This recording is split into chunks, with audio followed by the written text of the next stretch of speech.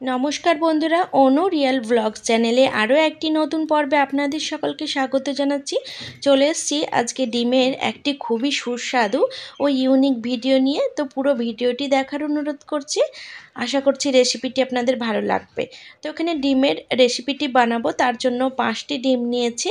আর 5টি ডিমের জন্য এখানে 5টি ছোট সাইজের বাটি নিয়েছি। আপনারা যতগুলো বানাবেন ততগুলো কিন্তু বাটিও ব্যবহার করতে হবে। তো প্রথমেই আমি এই বাটিগুলোকে ভালো করে ধুয়ে জল মুছে নিয়েছিলাম। এবার এই বাটির মধ্যে অল্প একটু করে তেল দিয়ে দিলাম। এখন হাত দিয়ে বেশ ভালো করে মাখিয়ে নেব।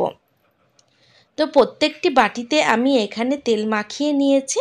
এবার প্রত্যেকটি বাটিতে এই একটি করে ডিম ভেঙে নেব।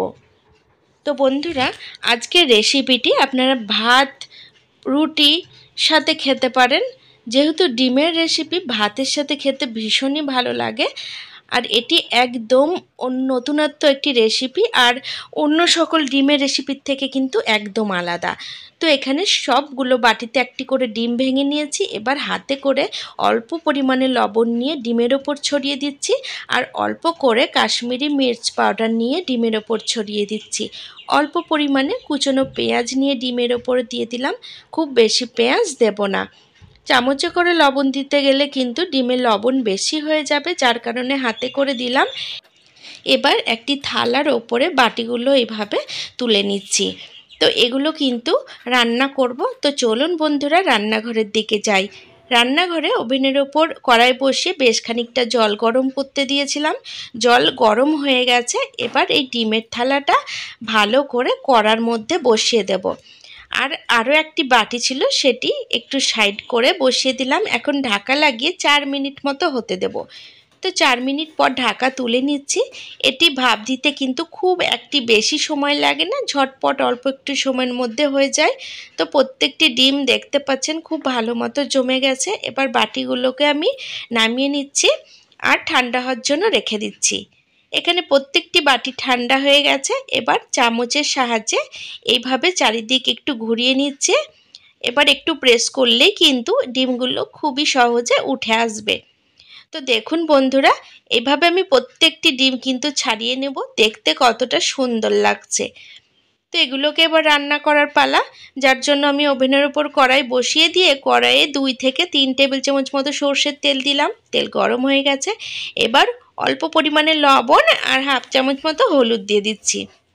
লবণ আর হলুদ তেলের মধ্যে একটুখানি মিশিয়ে নিয়ে এর মধ্যে আগে থেকে কেটে রাখা আলু দিয়ে দিচ্ছি। আলুগুলো বেশ লাল করে ভেজে নেব। আমি এখানে 2টো বড় সাইজের আলু চৌকো করে কেটে নিয়েছি। আপনারা চাইলে রেসিপিটিতে আলু নাও দিতে পারেন। তো আলুগুলো ভাজা হয়ে গেছে। এবার একটি পাত্রে তুলে নিচ্ছি। এবার কড়াইয়ে যে তেল আছে, এই তেলের মধ্যে হাফ চামচ গোটা জিরে, একটি শুকনো লঙ্কা আর 2 টুকরো দারচিনি ফোড়ন দিচ্ছি। ফোড়ন 30 থেকে 40 সেকেন্ড মতো ভেজে নেব। ফোড়নের যখন কালার চেঞ্জ হয়ে আসছে, তখন আমি এর মধ্যে 2টো ছোট সাইজের পেঁয়াজ কুচি দিয়ে দিচ্ছি। পেঁয়াজগুলো ভীষণই পাতলা করে কেটে নিয়েছি, দেখতে পাচ্ছেন। তো পেঁয়াজগুলো কিন্তু খুব লাল করে ভেজে নেব। পেঁয়াজ এখানে ভাজা হয়ে গেছে। এবার আমি এর মধ্যে 2 টেবিল চামচ মতো আদা আর রসুন বাটা দিয়ে দিচ্ছি। আমি এখানে মিক্সিতে বেটেছিলাম, যার কারণে একটু জলের পরিমাণ বেশি হয়ে গেছে। আপনারা চাইলে শিল বাটাতে সুন্দরভাবে বেটে নিতে পারেন। আদা আর রসুন দিয়ে একটুখানি নাড়াচাড়া করে নিয়ে এর মধ্যে একটি গ্রেট করা টমেটো দিয়ে দিচ্ছি। এবার সমস্ত মশলা 1 মিনিট মতো একদম মিডিয়াম টু লো ফ্লেমে কষিয়ে নেব। এবার এর মধ্যে হাফ চামচ হলুদ দিয়ে দিচ্ছি, আর হাফ চামচ জিরে গুঁড়ো, হাফ চামচ কাশ্মীরি লঙ্কার গুঁড়ো দিয়ে সমস্ত মশলা আবারও 1 মিনিট মিডিয়াম ফ্লেমে কষিয়ে নেব। যেহেতু তেলের ওপর আগে হলুদ দিয়েছিলাম, তাই এখন হলুদের পরিমাণটা কিন্তু বুঝে দিতে হবে।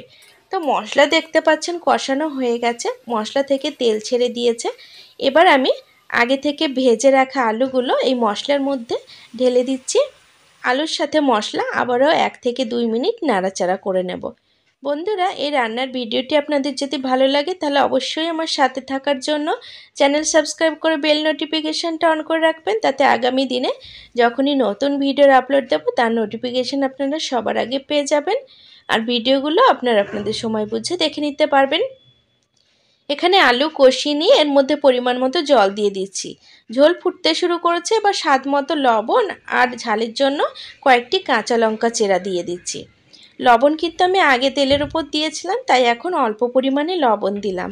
ঝোল ফুটতে শুরু করেছে, এবার এই ভাপিয়ে রাখা ডিমগুলো একটা একটা করে ঝোলের মধ্যে দিয়ে দিচ্ছি। এবার নাড়াচাড়া করে দিলাম। এবার ঢাকা লাগিয়ে মিডিয়াম ফ্লেমে 3 মিনিট হতে দেব। 3 মিনিট হলেই কিন্তু যথেষ্ট।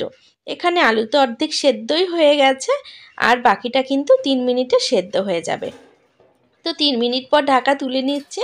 দেখতে পাচ্ছেন ঝোলটা অনেকটাই কমে গেছে। আর এটা কিন্তু আমি ফুল হিটে রান্না করেছিলাম।